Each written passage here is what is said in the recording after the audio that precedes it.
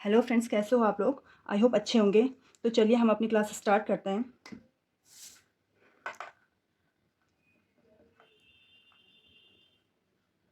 भारत के पहले nano DAP संयंत्र मतलब प्लांट होता है। संयंत्र का उद्घाटन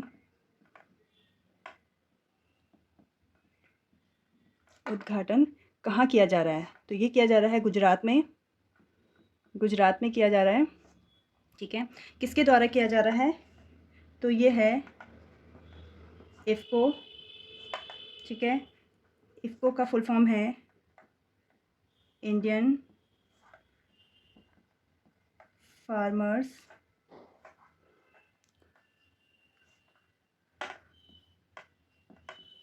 फर्टिलाइजर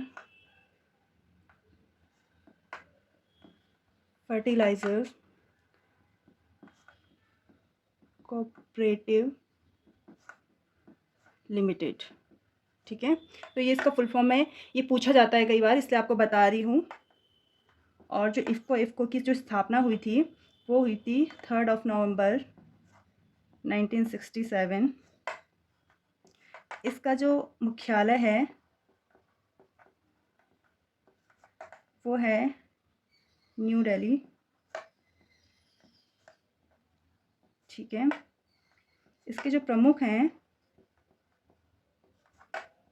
वो हैं दिलीप संघानी। ठीक है, तो आप इसको नोट डाउन कर लीजिए। अब यहाँ पे गुजरात का भी आ गया। जो ये इफ़को है ये विश्व में सबसे बड़ी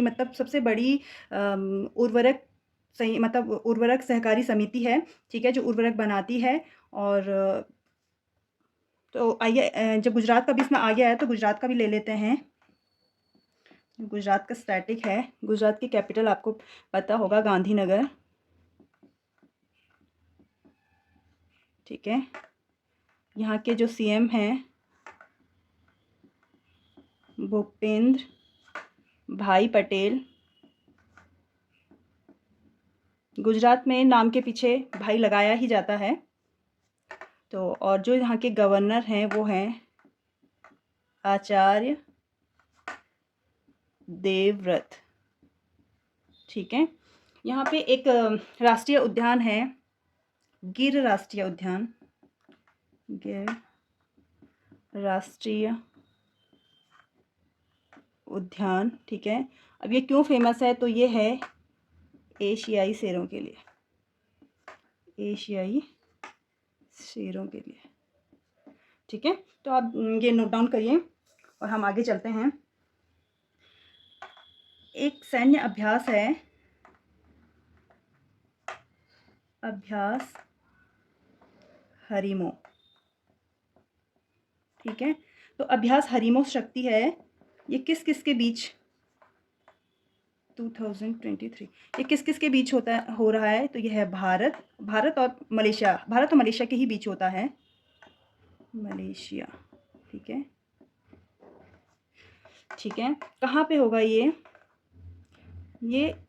इसलिए इम्पोर्टेंट हो जाता है क्योंकि ये हमारे भारत में हो रहा है, तो इसलिए इम्पोर्टेंट हो जाता है। तो ये मेघालय में उमरोई।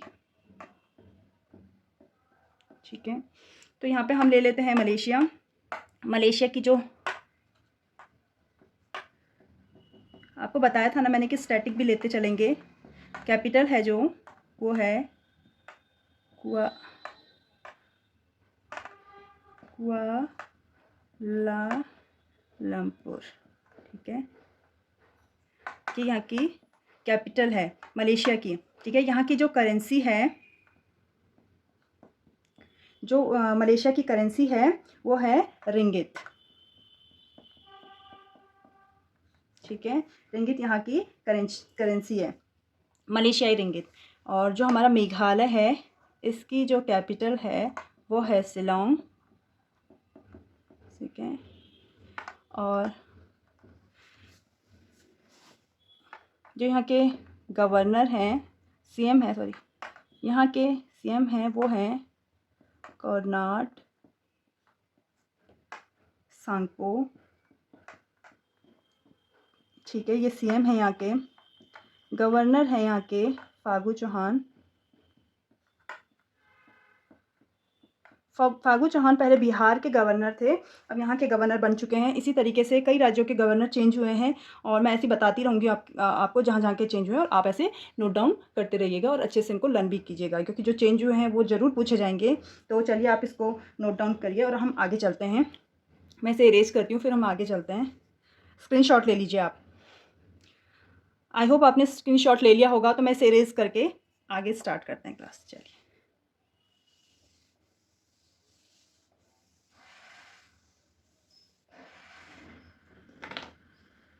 चलिए, तो अब आता है हमारा एक है उदार शक्ति। उदार शक्ति ये भी एक सैन्य अभ्यास है।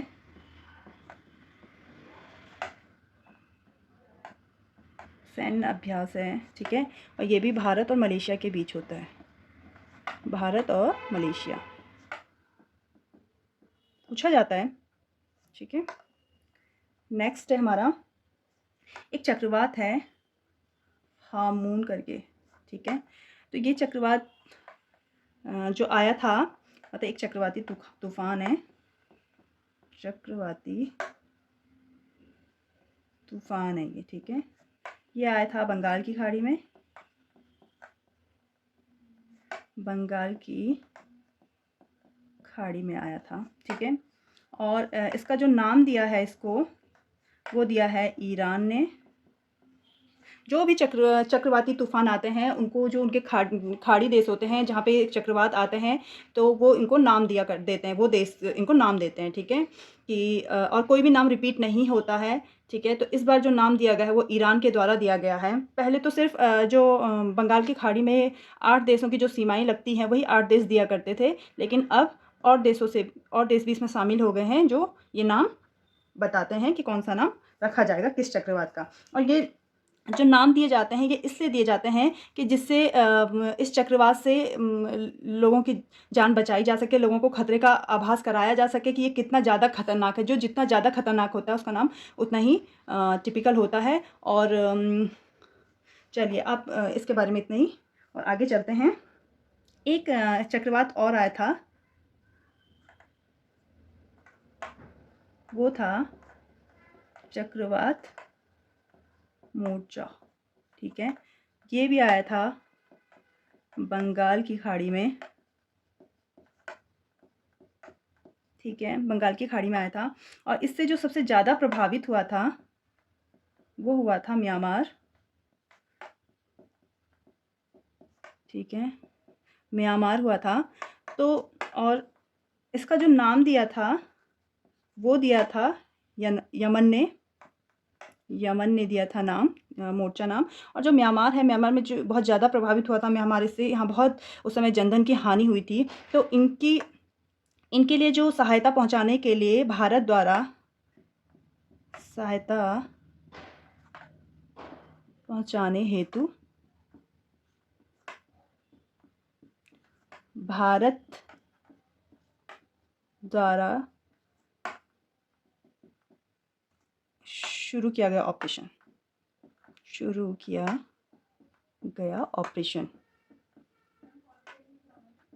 तो ये ऑपरेशन जो था उसका नाम था ऑपरेशन करुणा, ठीक है। ये पूछा जाएगा क्योंकि ये भारत ने म्यांमार को सहायता देने के लिए किया था, ठीक है।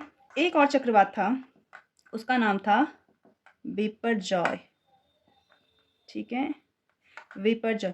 ये कहाँ आया था? ये आया था अरब सागर में, ठीक है, बिपरजॉय आया था अरब सागर में।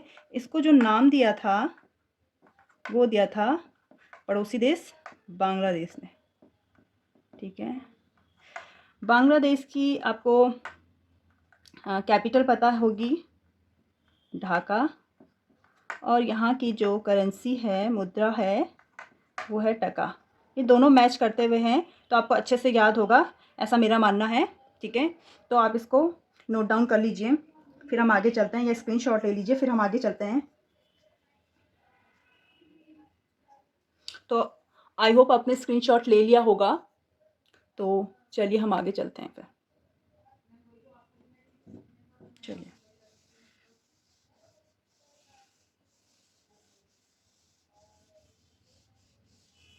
ठीक है।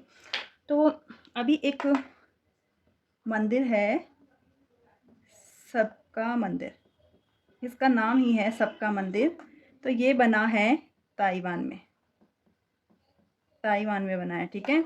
और ये ताइवान में बनने वाला पहला हिंदू मंदिर है, पहला हिंदू मंदिर, इसलिए पूछा जा सकता है, ठीक है।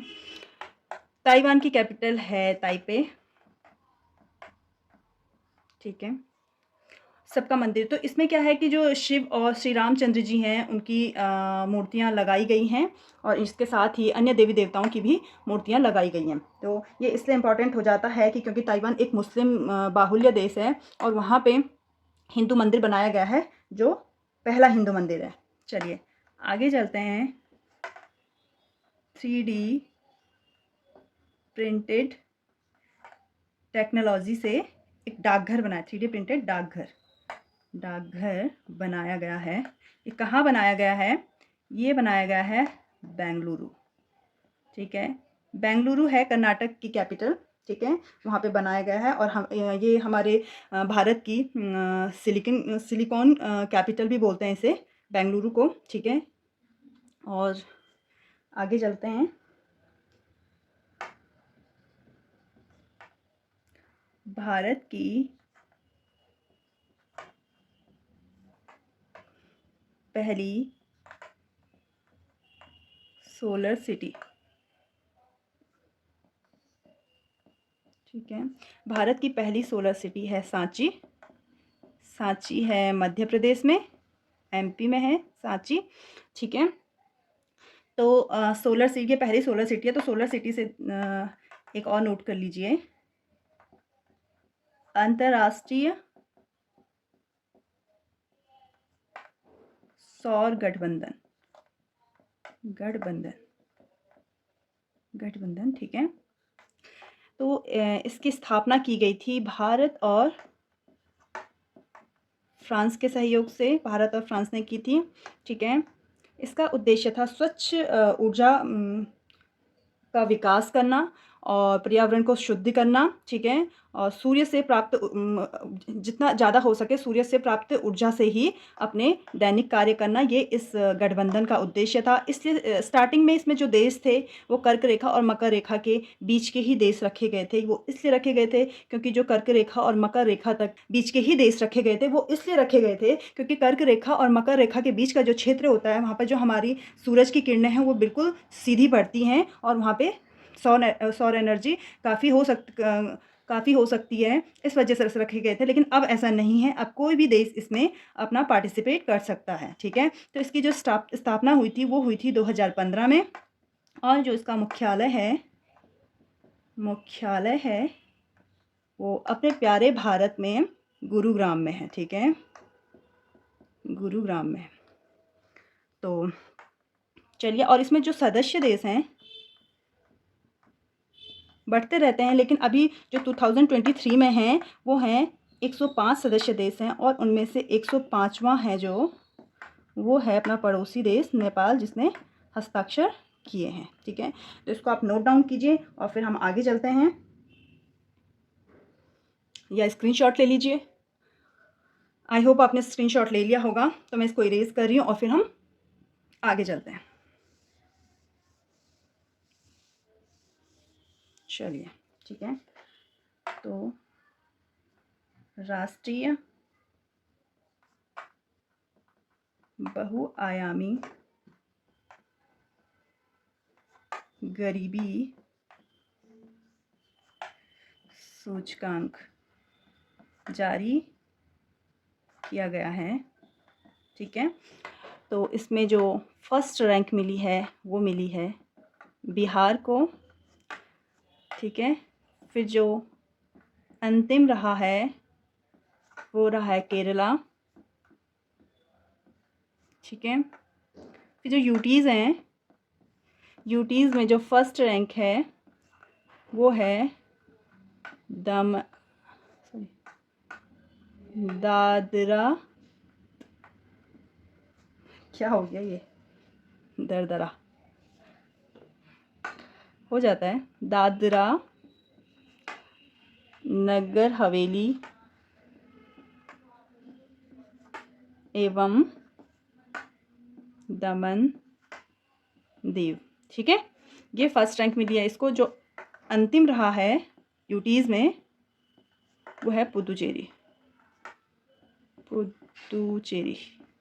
ठीक है, तो जो राष्ट्रीय बहुआयामी सूचकांक है इसको जो जारी करता कौन है? नीति आयोग।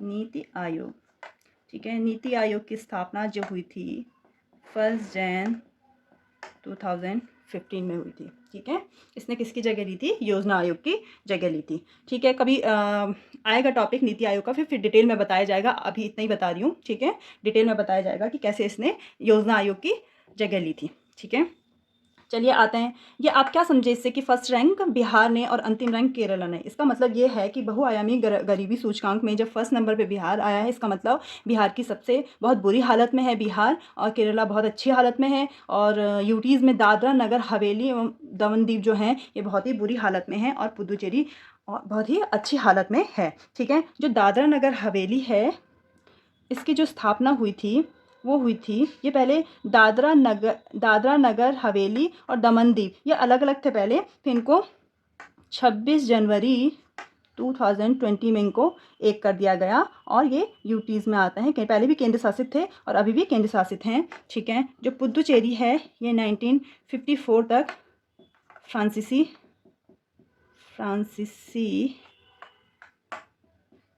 का क्या रहा था? गुलाम रहा था, और 1954 में इसको आज़ादी दिलाई गई थी। ठीक है, तो आप इसको नोट डाउन कीजिए। पुदुचेरी एकमात्र ऐसा स्टेट है जिसके 4 ज़िले हैं और चारों अलग अलग उसमें हैं, जैसे एक तमिलनाडु में, एक आंध्र प्रदेश में है, एक पुदुचेरी में है और एक केरला में है। ठीक है, तो आप इसको नोट डाउन कीजिए। इसमें जो, चलो मैं लिख ही देती हूँ इसको, चलो आप नोट डाउन कीजिए इसको, फिर हम आगे चलते हैं। तो यहाँ पे है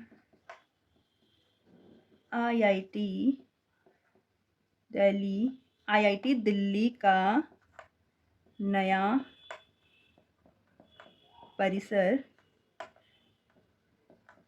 किस देश में खुल रहा है? ठीक है, इसमें खोला जा रहा है, तो ये है यूएई, संयुक्त अरब अमीरात। ठीक है, तो यहाँ पे खोला जा रहा है दिल्ली आईआईटी का नया परिसर। चलिए आगे बढ़ते हैं, और एक है बोनालू उत्सव। तो जो बोनालू उत्सव है ये तेलंगाना में मनाया जाता है। ठीक है, यहाँ पे महाकाली की पूजा होती है, महाकाली को समर्पित है। ठीक है, और यहाँ पे ये कब होता है? ये आषाढ़ माह में होता है, आषाढ़ माह में मनाया जाता है। ठीक है, तो तेलंगाना को ले लेते हैं। तेलंगाना की जो कैपिटल है वो है हैदराबाद।